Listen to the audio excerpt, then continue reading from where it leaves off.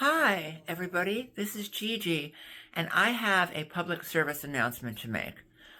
So, I had to go for a medical test, and I went to a surgical center earlier today, and I went in there, and there was a family sitting there, and they had two children, and they were doing nothing as these children ran around, climbing around all the chairs, all the seats, screaming.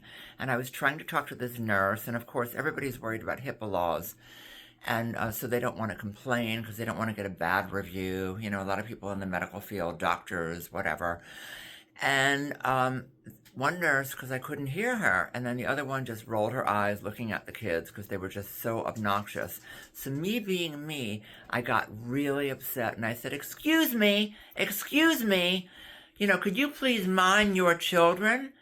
You know, this is a surgical center. It's not a daycare center, and they're out of control. And if you can't control them, please take them out, because people that are coming here are either sick or getting tests that might be, result in life-changing experiences or information. So there's enough stress in here as is, and it shouldn't be like this. So he took them out. So my public service announcement is that I raised some children myself, and they have to be respectful in public places.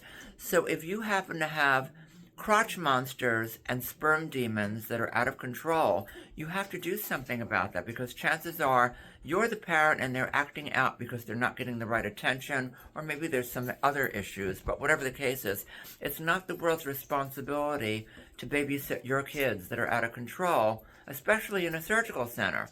So that said, if you have crotch monsters and sperm demons as opposed to wonderful children that are well behaved,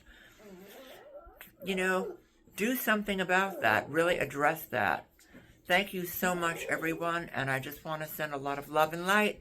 And bye.